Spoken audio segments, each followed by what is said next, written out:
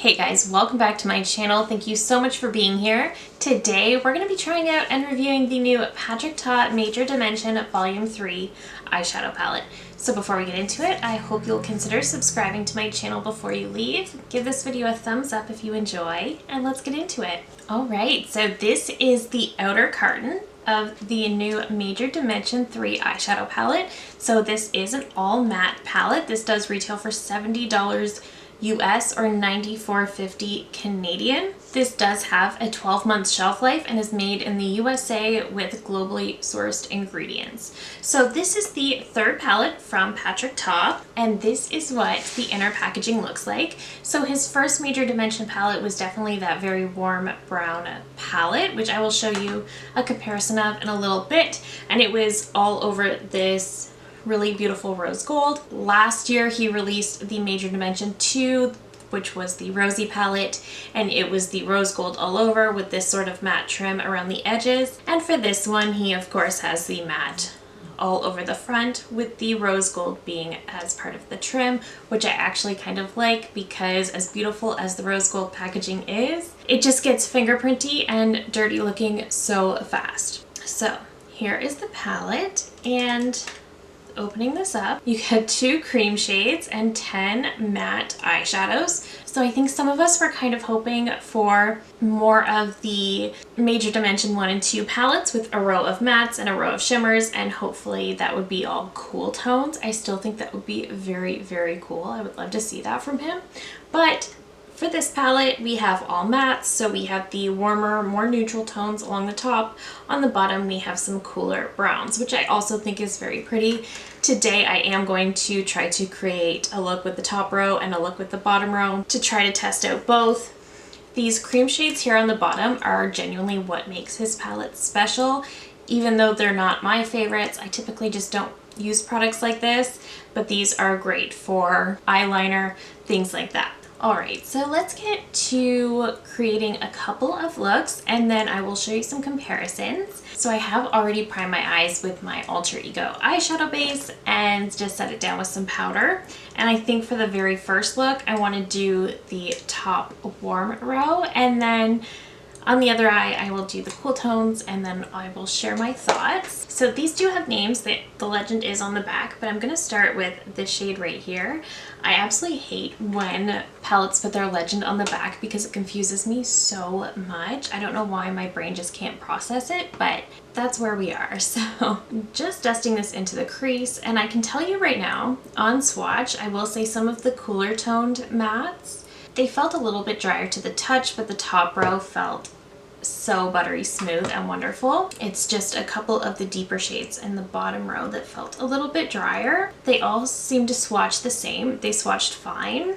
I did swatch them beside some more affordable options that swatched better, but as we know, how these apply on the eyes is the most important thing. And it's kind of nice to be able to be playing with a neutral palette right now. I'm not really in my head about the look I want to create because I'm just doing something in my comfort zone. And like I mentioned earlier, the cream shades are what make these palettes special. You can use them as a liner, you can use them as a base. They're very versatile. It's just that I personally don't get a ton of use out of them. In the last 2 palettes I've had from them, ColourPop tried to dupe the initial Major Dimension 1 with their Clay It Cool eyeshadow palette, and their cream wasn't nearly as good, but I still don't reach for the cream in that palette, and I love that palette. Okay, I'm going into this next darkest one right here. I will admit I am one of those people that was hoping for a more cool tone palette with mattes and shimmers. I was definitely hoping for that personally. Referencing the Clay It Cool palette, there was another palette that ColourPop released at the same time, and it was cool toned. I think it might have been Touch of Slate or something. It had the word slate in it, but it was the same layout as the Clay It Cool, where it had a cream in it, but it was all very cool tone grays. I think it might have been Touch of Slate. I'll pop up a photo if I can find it, but I think that's exactly what I was expecting for this palette, but who knows, maybe that is a future creation for him. I'm just going to grab a little bit more of a detailed brush, and I'm going to go into this one. I do not think anyone needs to use every single shade in a row.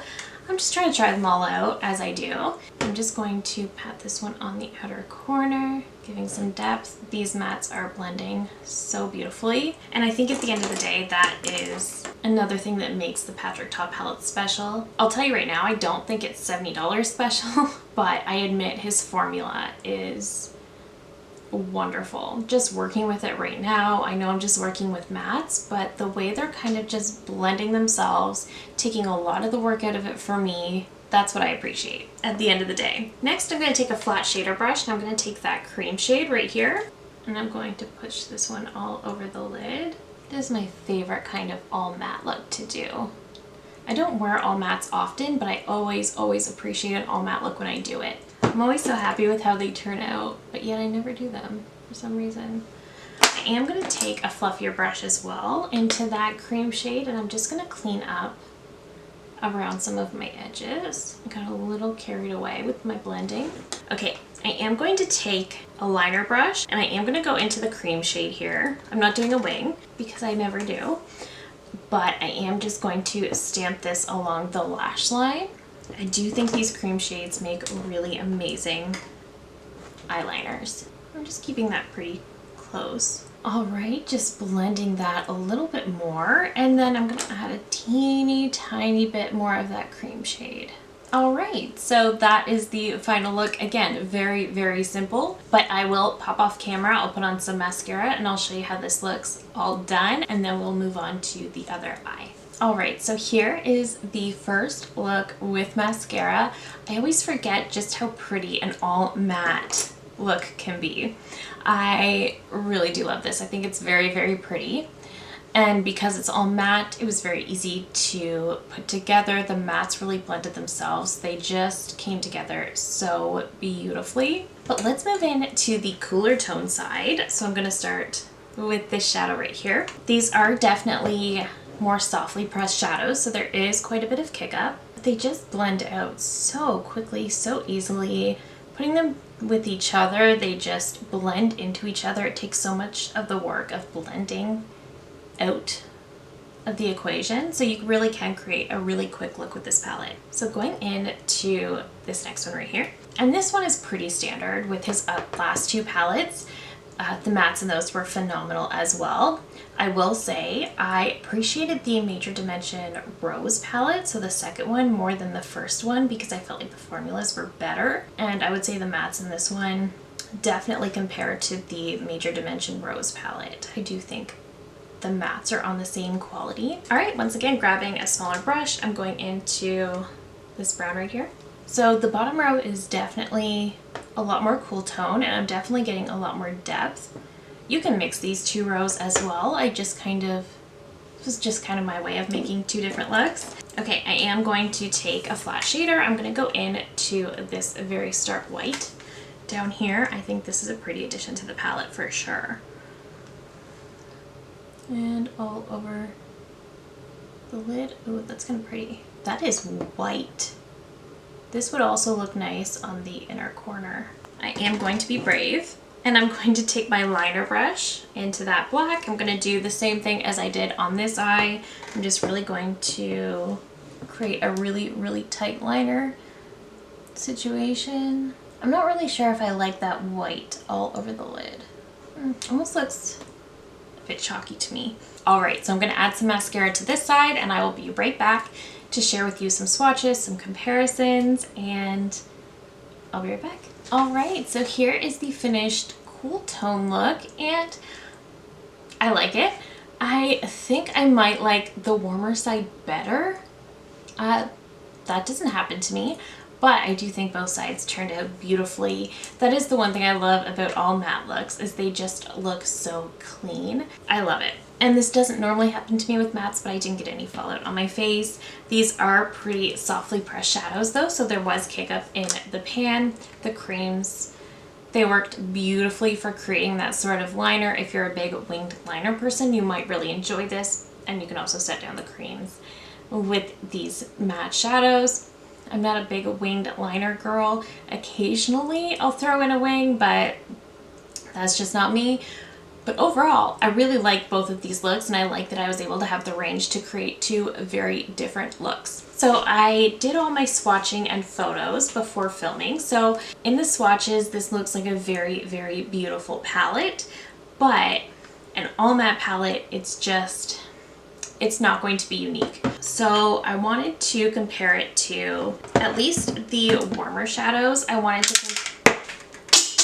That wasn't great. I did lose one of my shadows out of my first Major Dimension palette, but I did want to compare the two warm matte rose. You can see they are pretty similar, very, very similar shades. I'll pop up the swatches as well. The only difference is that the shimmer over here is more of that sort of sequin shade, so it does have sparkles in it, but otherwise the mattes are pretty similar. There are definitely some differences. We have some richer tones in the new palette, but overall these are pretty similar. I also pulled out my Milani Whiskey Business palette. This has been one of my very favorite matte palettes this year, and there's definitely a lot of similarities as well. I will pop up the photos. I was able to create some pretty good dupes. Of course, in the Patrick Ta you get a lot more shades and you get the creams. In Milani you don't, but how many do we really need, in all honesty? The quality in this is great. It really is.